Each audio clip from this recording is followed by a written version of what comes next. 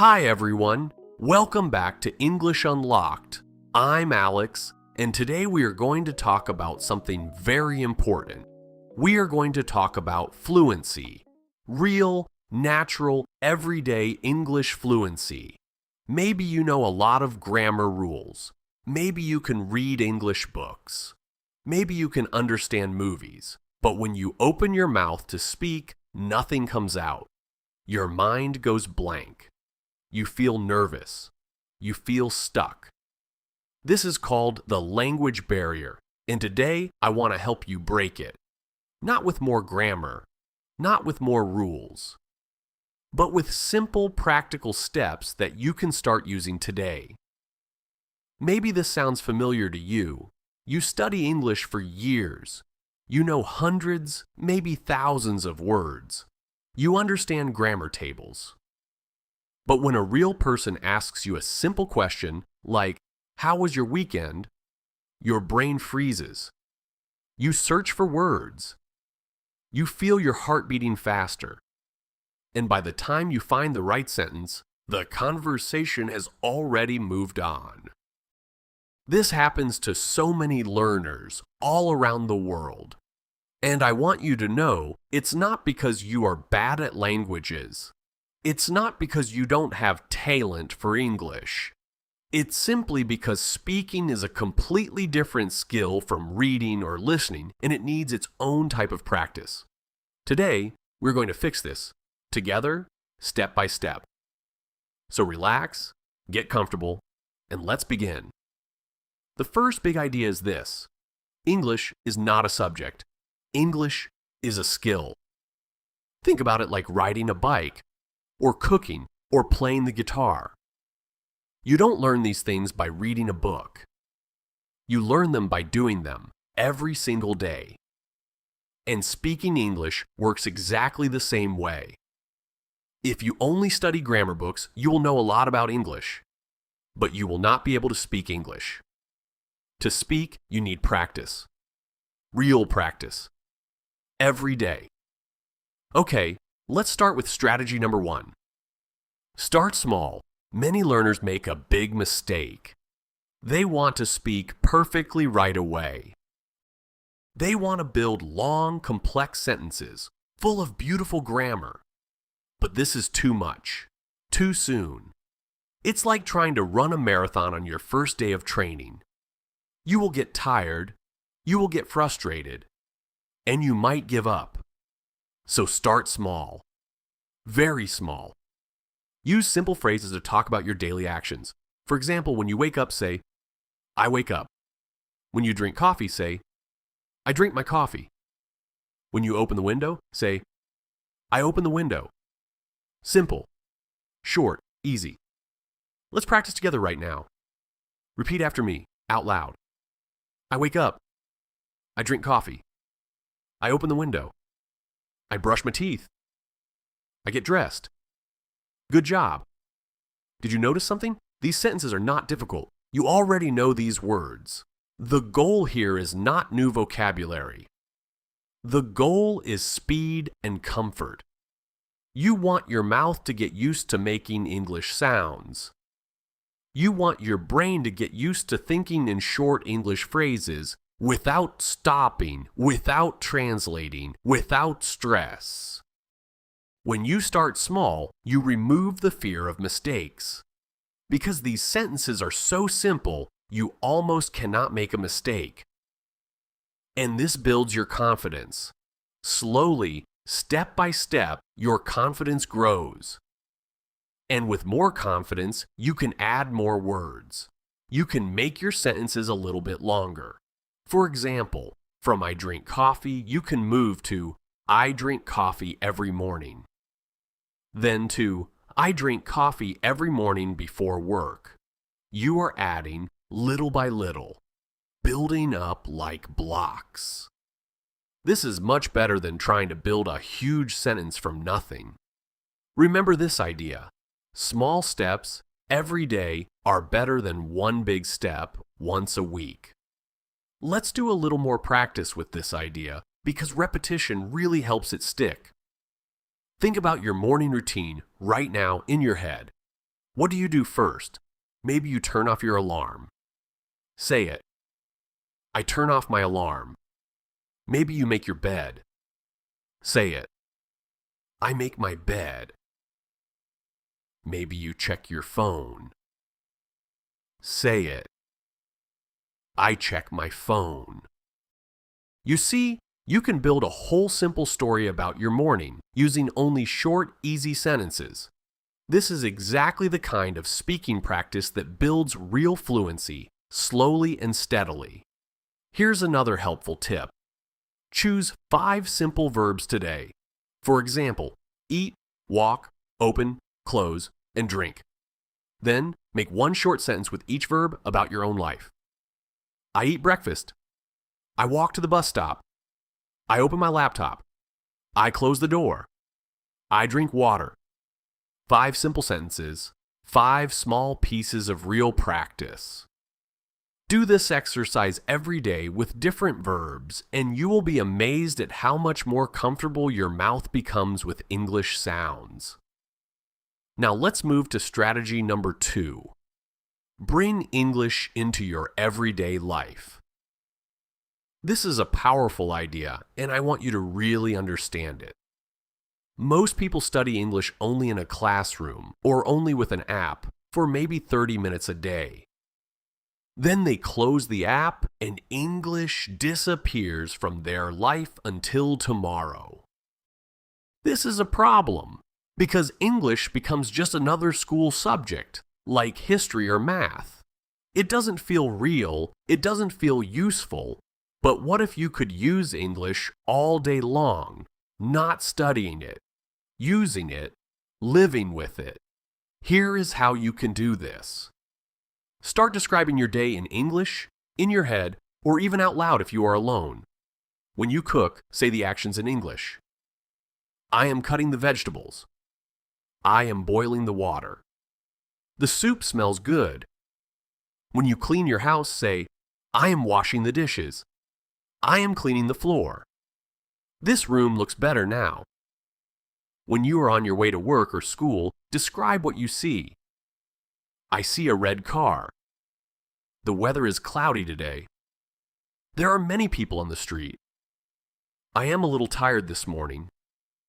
You can also talk about your plans. Today, I need to finish my report. Later, I will call my friend. Tomorrow, I have a meeting. And you can talk about your thoughts and feelings. I feel happy today. I am worried about my exam. I am excited for the weekend. Do you see what is happening here?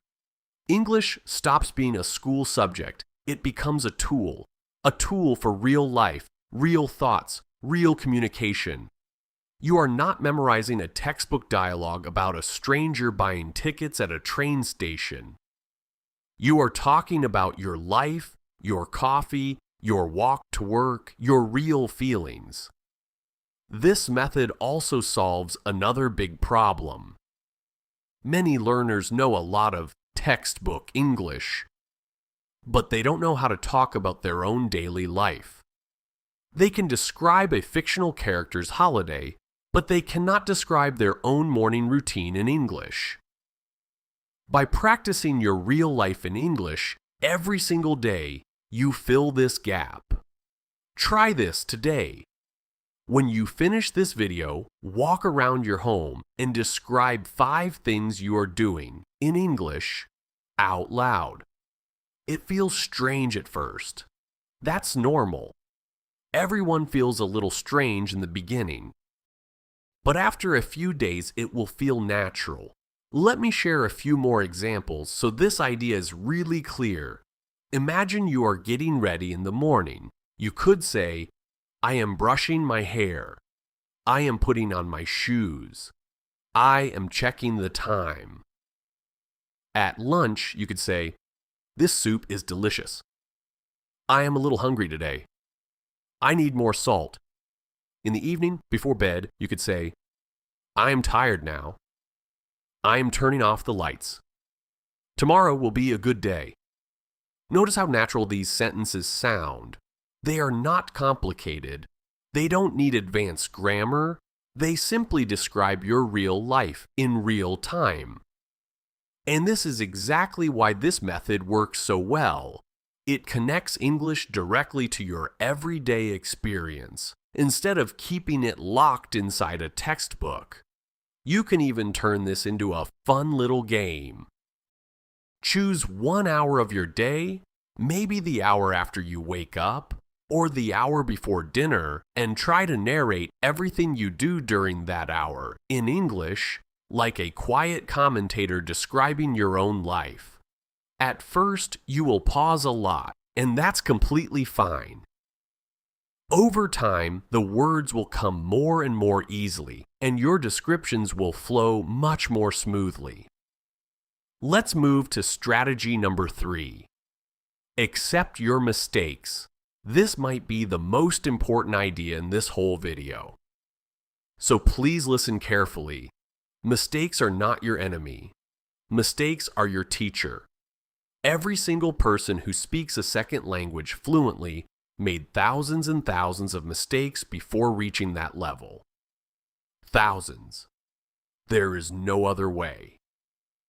Mistakes are part of the process. They are not a sign that you are bad at English. They are a sign that you are learning. Many learners are afraid to speak because they don't want to sound wrong. They want to sound perfect from the very first sentence. But this fear is exactly what stops them from improving. If you never speak because you are afraid of mistakes, you will never improve your speaking. It's a trap. A very common trap. So here is a new way to think about it. Your job, when you speak English, is not to sound perfect. Your job is to communicate your idea, to send your message. If the other person understands you, even with a small grammar mistake, you did your job. You communicated. That is success. Let me give you an example. Imagine you say, "Yesterday, I go to the shop and I buy some bread." This sentence has a grammar mistake. The correct form is went and bought, past tense. But do you understand the meaning? Yes, of course you understand. The message is clear. And that is what matters most, especially at the beginning. Perfect grammar can come later, with more practice, more reading, more listening. But communication, the ability to share your ideas, that needs to come first. Don't let the fear of a small mistake close your mouth. Here is a simple exercise. Next time you speak English and you make a mistake, don't stop. Don't get upset. Just smile a little, maybe correct yourself quickly if you notice, and continue talking. Keep the conversation flowing. Flow is more important than perfection. Let's practice this attitude together. Repeat after me. Mistakes help me learn. I don't need to be perfect. My goal is to communicate. I am not afraid to speak. Say these sentences to yourself often. They will slowly change how you feel about speaking English. Let me tell you something interesting. Native English speakers make mistakes too, all the time in their own language.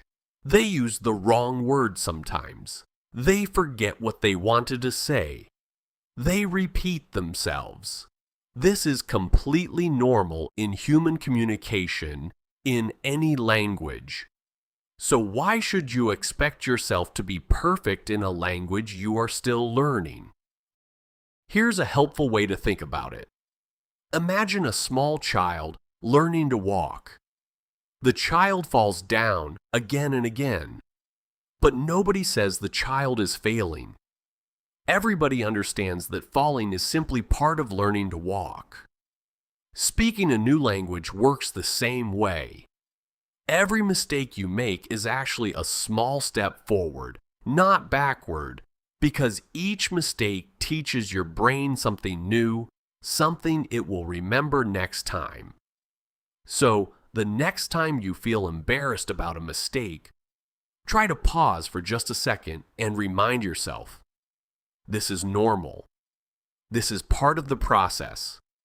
And I am moving forward, not backward.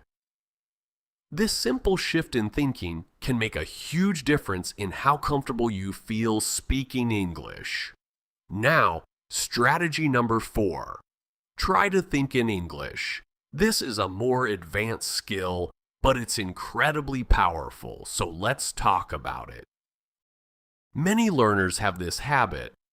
They think of an idea in their native language first, then they translate it into English in their head, word by word before speaking. This process is slow. It's tiring. And it often creates strange, unnatural sentences because languages don't translate directly, word for word. The goal is to skip this translation step, to think in simple English right from the start. How do you do this? Start small, again. Don't try to think complex philosophical thoughts in English immediately. Start with simple, everyday thoughts. When you see a cup of coffee, don't think the word in your language and then translate it. Just think coffee directly. When you feel hungry, think I am hungry in English immediately without translating first. If you don't know a word in English, don't stop and search for the perfect translation in a dictionary. Instead, use simple words you already know to describe the idea. This is a very useful skill called paraphrasing.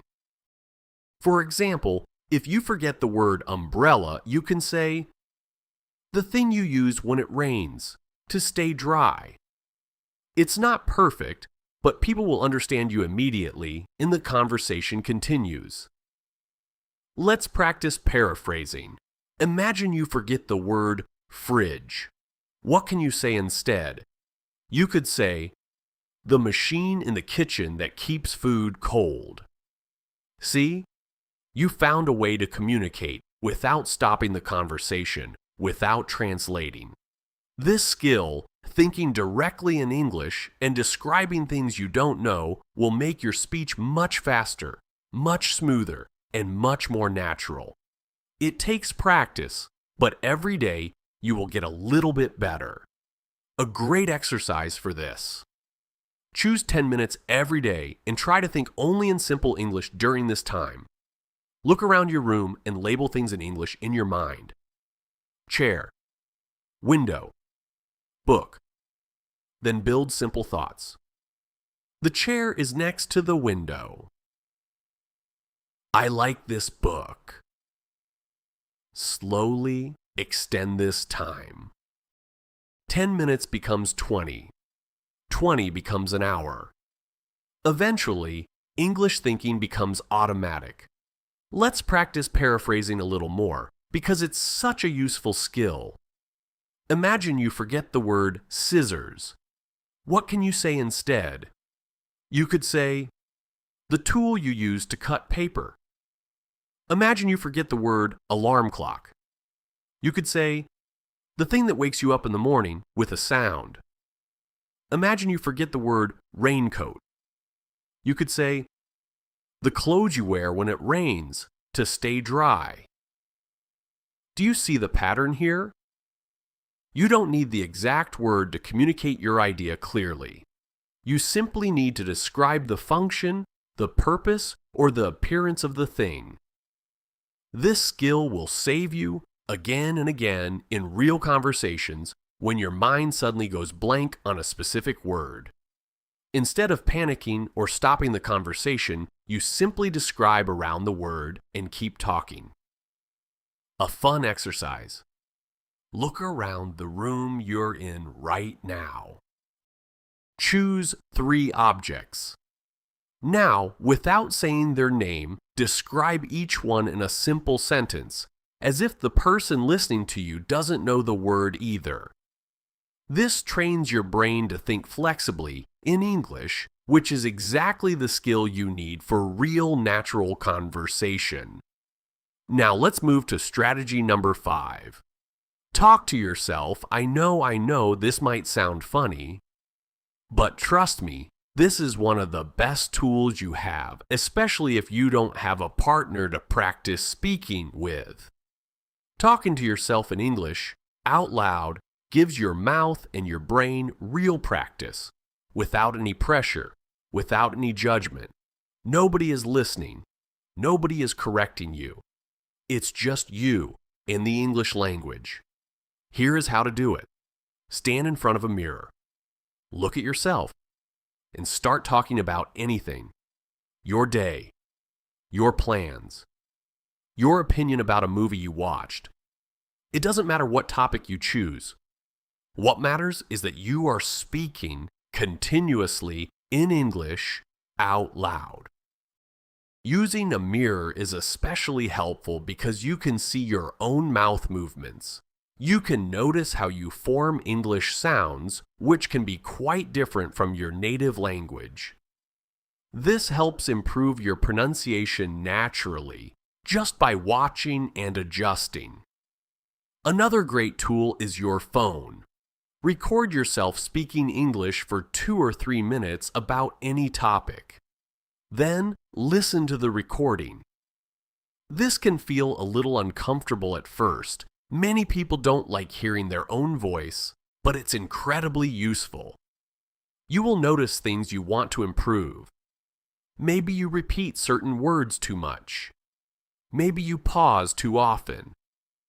Maybe your pronunciation of a certain sound needs work. This is valuable information and it helps you improve much faster. Try this simple routine. Every day, choose a small topic. It could be my weekend plans, or my favorite food, or a funny thing that happened today. Talk about this topic for 2 minutes without stopping, using the mirror or a recording. Don't worry about mistakes. Remember strategy number 3. Just keep talking.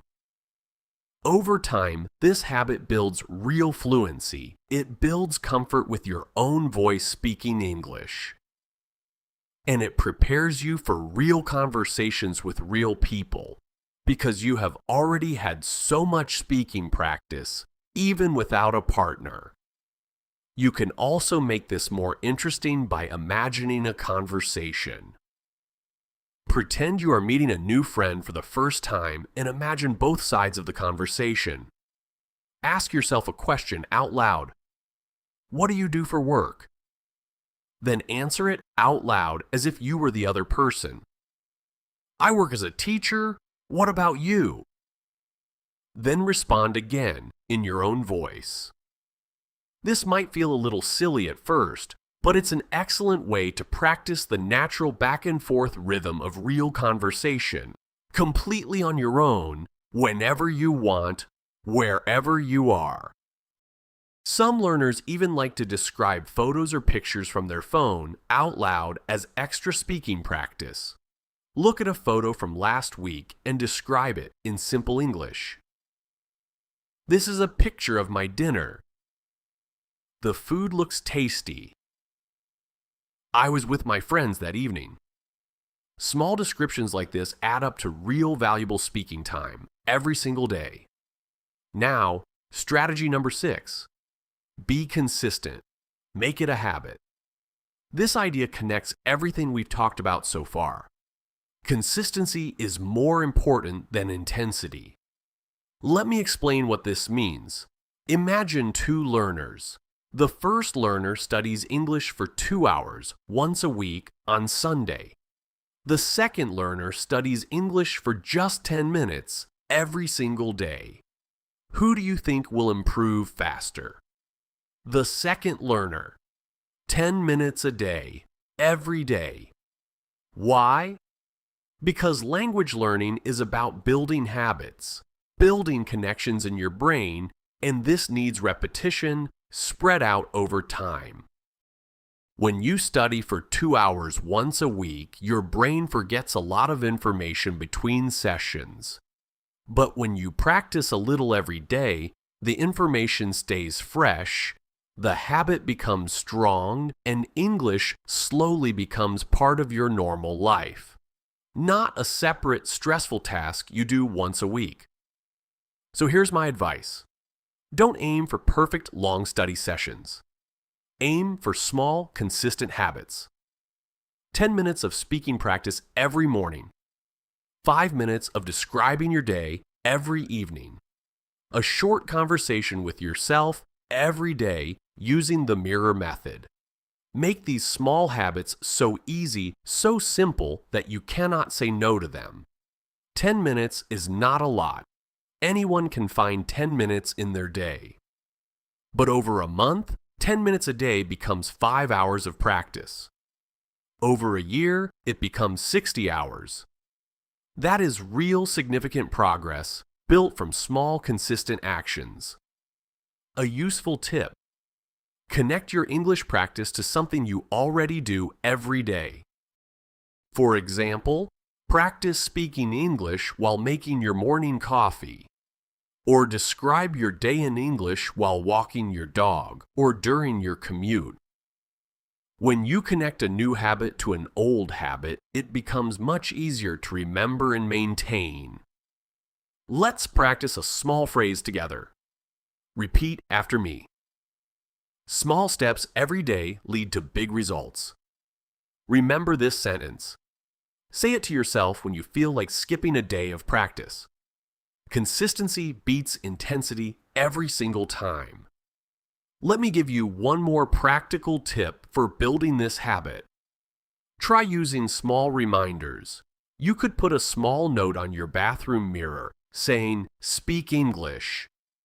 You could set a daily alarm on your phone for your 10 minutes of practice. You could even ask a friend or a family member to gently remind you. Small reminders like this help a new habit become automatic until eventually you don't need the reminder anymore because English practice has simply become a natural part of your day, like brushing your teeth or drinking your morning coffee. It's also helpful to track your progress in a simple way. You don't need anything complicated. A simple check mark on a calendar each day you practice can be surprisingly motivating. Watching your streak of check marks grow day after day gives you a real sense of achievement, and it encourages you to continue even on days when you don't feel very motivated. And now, strategy number 7, the final strategy. Move toward real communication. Everything we've practiced so far, small phrases, daily life descriptions, accepting mistakes, thinking in English, talking to yourself, building habits, all of this prepares you for the final and most important step, talking with real people. This step can feel scary. I understand. Speaking with a real person feels much more pressured than talking to a mirror. But remember, you have already built a strong foundation. You are ready for this step, even if it doesn't feel like it yet. Start small here too. Don't jump straight into a long, complicated conversation about politics or philosophy. Start with short, simple exchanges. Hi, how are you? What did you do this weekend? Do you like this weather? These short exchanges are excellent practice. They help you get comfortable with real-time conversation, where you must listen and respond quickly without time to think for a long time. Where can you find people to practice with? There are many language exchange apps and websites where you can talk with native speakers or other learners, often for free. You can also look for local English conversation groups in your city. Many cities have them, often meeting in cafes. Or, if you are shy at first, you can even practice with other learners at your same level. This actually removes a lot of pressure because everyone understands that mistakes are normal. Here is something very important to remember during real conversations. Your goal is not perfect grammar. Your goal is communication and quick response. In real life, conversations move fast. People don't wait for you to build a perfect sentence in your head. The skill you need is the ability to respond quickly, even with simple words, and to keep the conversation moving forward. If you don't understand something, that's okay too. You can simply say, "Sorry, could you repeat that please?" Or, "Could you say that more slowly?" These are useful, natural phrases that native speakers use all the time too. Using them is not a weakness, it's a normal part of communication. Let's practice some useful conversation phrases together. Repeat after me. Could you repeat that, please? Sorry, I didn't understand. Could you speak more slowly? That's interesting. Tell me more. I think so too. I'm not sure. What do you think? These small phrases help keep a conversation alive, even when you don't know every word. They give you time to think, and they show the other person that you are engaged and interested. Let's add a few more useful phrases to your toolbox. When you want to agree, you can say, "Exactly," or "That's true." When you want to politely disagree, you can say, "I see your point, but I think differently." When you need a moment to think, you can say, "Let me think for a second," or simply, "That's a good question." These small phrases are used constantly by native speakers, and learning them will make your English sound much more natural, much more fluid, even if the rest of your grammar is still simple. It's also a great idea to prepare a few topics in advance, especially in the beginning. Think about your hobbies, your job, your family, your favorite food, your favorite movies. Prepare 3 or 4 simple sentences about each topic, so when someone asks you about them, you already have some ready material in your mind. This removes a lot of pressure, and it gives you a comfortable starting point for many different conversations. Remember, every single conversation, even a short, imperfect one, is valuable practice. Each conversation makes the next one a little bit easier. Confidence builds slowly, conversation by conversation. Don't expect to feel completely comfortable after just 1 or 2 conversations. Give yourself time and be patient with your progress. One more piece of advice for real conversations. Try to relax your body, not just your mind. Many learners feel nervous and their body becomes tense. Their shoulders rise, their breathing becomes shallow. This physical tension actually makes speaking harder because your voice needs a relaxed body to flow smoothly. Before a conversation, take one slow, deep breath. Let your shoulders drop. Remind yourself this is just practice, and every word I say is progress. And remember, native speakers are usually very kind and patient with language learners. Most people appreciate the effort you're making, and they are happy to help, to repeat something, or to speak a little more slowly if you simply ask. You are not bothering anyone by asking for help. You are simply having a normal human conversation. Before we finish, let me share one last important idea.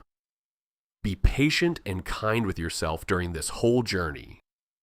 Learning to speak fluently doesn't happen in 1 day, 1 week, or even 1 month. It's a long process, built from thousands of small moments, small conversations, small mistakes, and small victories. There is no shortcut, no magic trick that skips this process. But here is the good news. Every single small action you take, Every simple sentence you say out loud, every mistake you make and move past, every 10 minutes of daily practice is building something real inside your brain. Even when you don't feel like you are improving, you are. Progress in language learning is often invisible, day to day, but very visible, month to month. Many learners look back after 6 months or a year of consistent practice and are amazed at how far they've come, even though each individual day felt small and ordinary. So let's quickly review everything we've learned today. 7 strategies to help you break the language barrier and build real fluency. Number 1. Start small. Use simple phrases for your daily actions. Number 2. Bring English into your everyday life. Describe your day, your thoughts, your plans. Number 3. Accept your mistakes. They are part of learning, not a sign of failure. Number 4. Try to think in English directly without translating from your native language. Number 5. Talk to yourself. Use a mirror or record your voice to practice speaking without pressure. Number 6. Be consistent. 10 minutes a day is more powerful than 2 hours once a week. Number 7. Move toward real conversations. Start small and build your confidence step by step. The main idea behind all of this is simple. Fluency doesn't come from studying grammar theory alone. Fluency comes from using the language every single day in real practical ways. English is a skill, just like riding a bike. You cannot learn it only from a book. You learn it by doing it, by practicing it, by making mistakes and continuing anyway. I really hope these strategies help you on your English journey. Try adding just one of these habits into your day, starting today. Small steps, every day, they really do add up to big changes over time. If this video helped you, please give it a like. It really helps our channel grow, and it helps more English learners like you find these videos. If you're new here, please subscribe to English Unlocked. We upload new videos regularly for all levels, from beginner to advanced. I would also love to hear from you in the comments. Tell me, which of these 7 strategies do you want to try first? Or maybe you already use one of these methods. Tell us about your experience. It might help other learners too. And finally, if you want more practice, more support, and a community of English learners just like you, join our Telegram community. The link is in the description below. We share extra tips, practice materials, and support each other on this English learning journey. Thank you so much for watching, and remember, don't wait for the perfect moment to start speaking English. Start small, start today, and keep going every single day. See you in the next video. Bye for now.